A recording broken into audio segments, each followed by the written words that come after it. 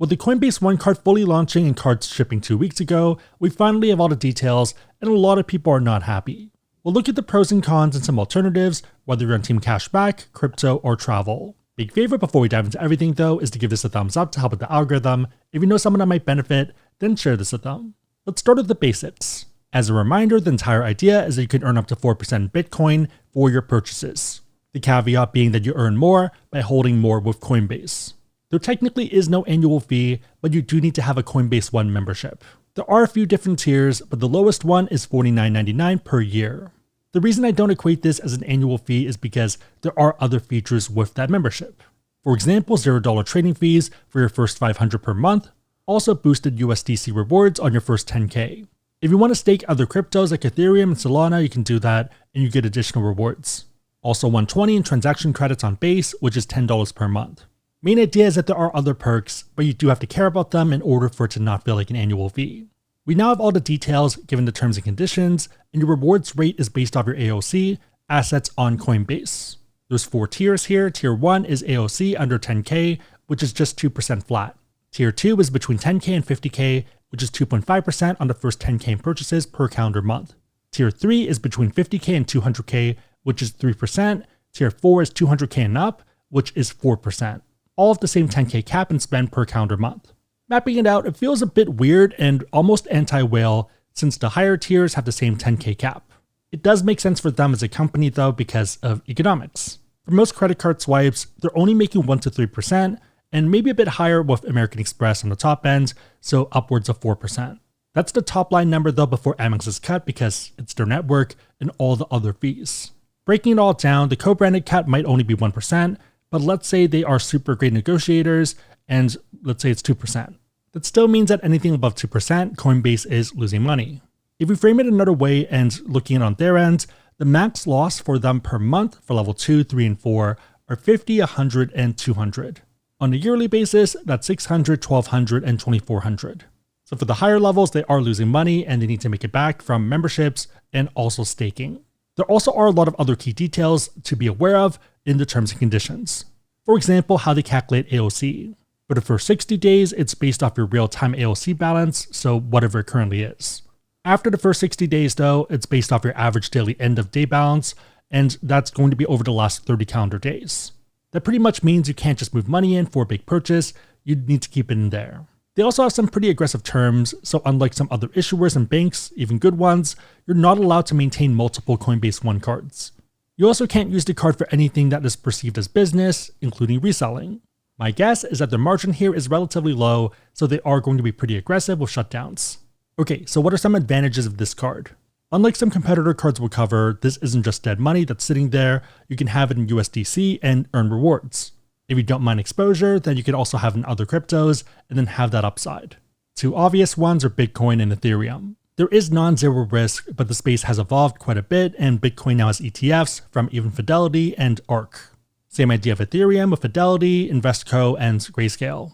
I'm not saying it can't go down obviously, but holding Bitcoin or Ethereum is very different than holding a meme coin.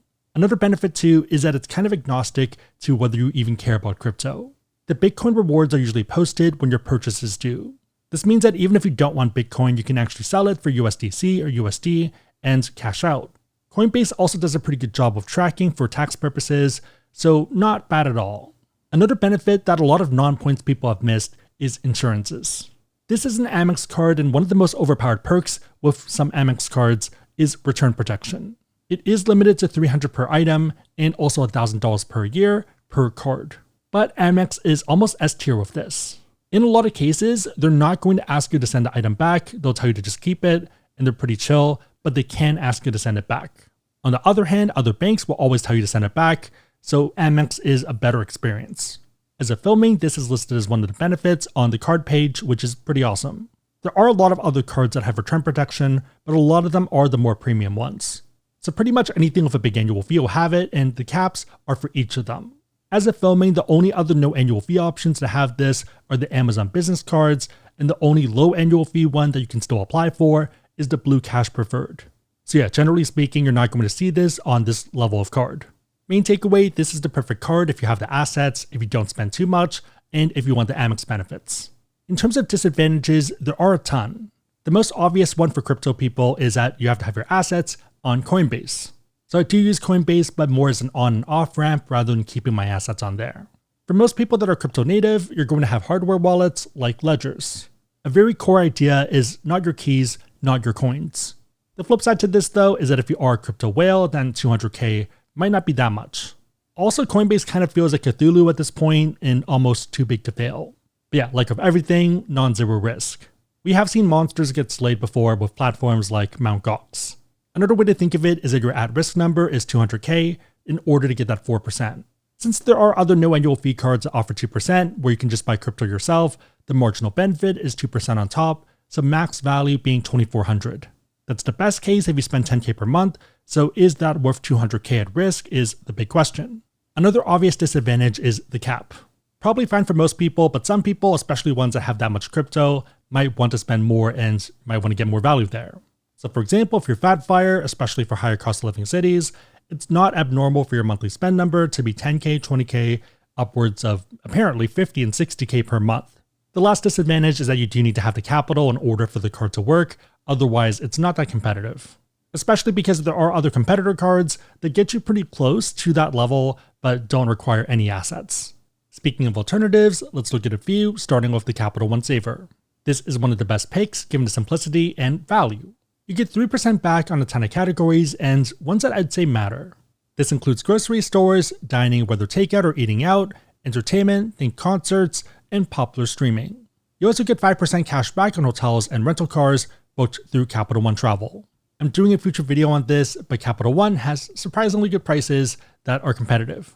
You also get 8% cash back on Capital One entertainment purchases, which can be super useful. This is a no annual fee card and you don't need to pay a $50 annual membership.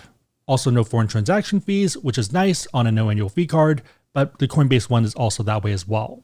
For most people, this hits your key spending categories. So whether you eat at home, whether you eat out, or go out with friends, this works.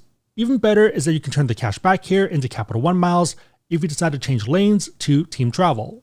For example, by getting the Capital One Venture X card. Main idea being that you have optionality. So for example, let's say you transferred over to miles and then you transfer to partners. In that case, 3% might become 3x miles, which might end up being 6 to 9% in value, depending on the partner and redemption. If you don't care about travel, then obviously it doesn't matter, but if you do, then it's worth considering. On a side note, if you want to learn more about cards, we have links on the website, AskSebby.com, and also down below in the description box. Make sure the links are competitive, then it makes sense, but otherwise it's a huge way to support the channel, so thank you in advance. For everything else, I consider the Citi Double Cash card.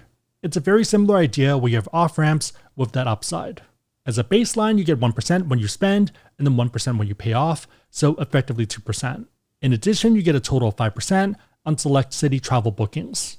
Cashback here is earned as points, specifically thank you points, which can have more upside if you get the travel cards and transfer to partners. In this case, 2% might be 2x points, which might end up being 4% to 6% value, depending on how you use them, and this is uncapped rather than stuck at 10K per month in spend. Okay, what if I don't care about travel and my main goal is stacking crypto?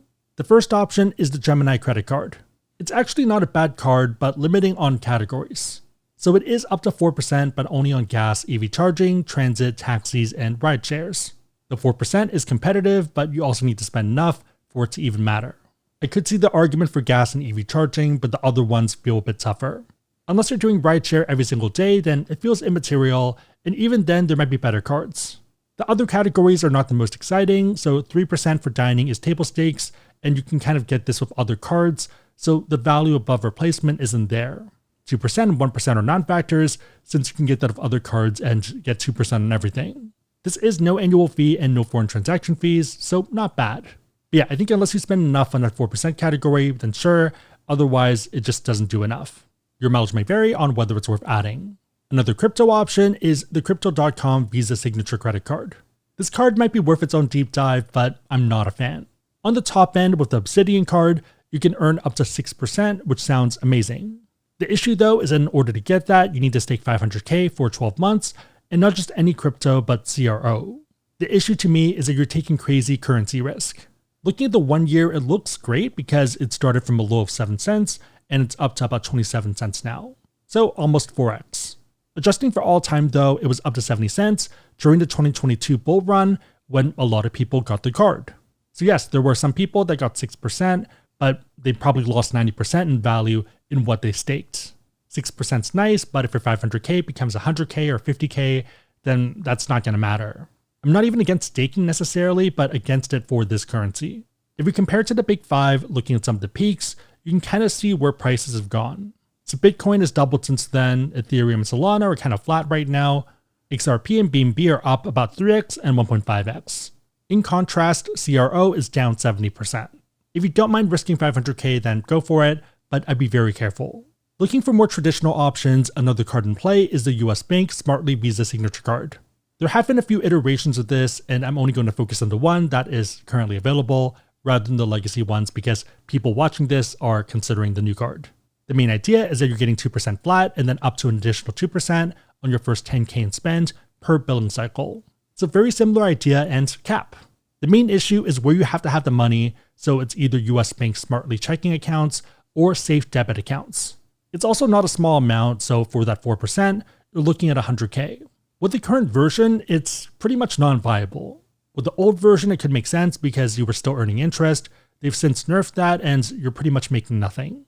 That 100K is effectively dead money. You also can't stick in their brokerage anymore for it to count, so that doesn't work. Current inflation is at about 2.7%, meaning that you're losing out on about $2,700 in buying power for that 4% back. I might be alone here, but the math just doesn't math. Best case, $10,000 times 4% times 12 months is $4,800 in cash back. The cost to get that though is about $2,700 in inflation and lost interest, so best case is about $2,100, and that's only if you're spending 10K per month. If we go to AskSebby.com/HYSA and looking at some of my localized options, right now as of filming, I see SoFi at 3.8% and Value Direct at 4.3%, so your number, the effective number, might be even lower. Given what you're giving up of opportunity cost, I think I'd rather take the Coinbase One card. Even with the risk, there's just more upside. The last option is the Bank of America Platinum Honor setup. This one involves having assets with either Bank of America or Merrill Lynch. With Merrill Lynch, you can have your assets invested in the market, so it's doing something rather than just sitting there. They have 4 levels. Gold is 25% boost, Platinum's 50%, Platinum Honors and up is 75%. So for that top level, you're looking at 100K in assets, which isn't too bad. Note that this is with the core cards, not other partner cards like Atmos. I did do a deep dive on this on the AskSebby business channel, so if you want a longer version, then check that out. Main idea is that 1.5 becomes 2.625, 2 becomes 3.5, and 3 becomes 5.25. Note that for the 3% or 5.25%, it is capped at up to $2,500 per quarter in spend. That's why a lot of people stack the customized cash rewards card given this, but it's still a bit tough. So it's not a bad option, but a lot of hoops to jump through and a pretty low ceiling. The best case of 4 cards right now is 25 per quarter, so 10K per quarter in spend for that 5.25%, so that's only $3,333 per month. Obviously depends on your situation, but especially for families in those higher cost of living cities, it doesn't really feel like enough. If you're solo though and you don't spend as much, then that's fine. Overall, the Coinbase One card isn't bad, but just has a low ceiling. You do need to have the assets for it to work and also spend below 10K per month to maximize value. If I were going for it, I'd probably slot it in as my big spend card for everything else. So for example, if you're buying a watch or handbag or something else that's expensive, but not too expensive, then you might as well get 4% back. For team travel though, I think the Citi Double Cash card does a better job. For dining, groceries, and going out, I think the Capital One Saver does enough for team travel, and especially for everyone else who doesn't have that much in assets. The Gemini card isn't bad for that 4%, but that's pretty much it. If you have the assets, you don't mind hoop jumping, and you want to manage 5 to 6 cards for a setup for Team Cashback, then the Bank of America one makes a lot of sense. I've debated it. I feel like the juice isn't worth the squeeze for what I'm looking for, but might make sense for you. At the moment, I'm currently on Team Travel, given the upside and where I am in my life, but that could easily change in 9 months.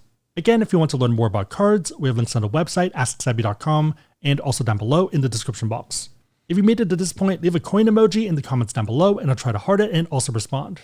3 questions. Number 1, what are your thoughts on the Coinbase One card?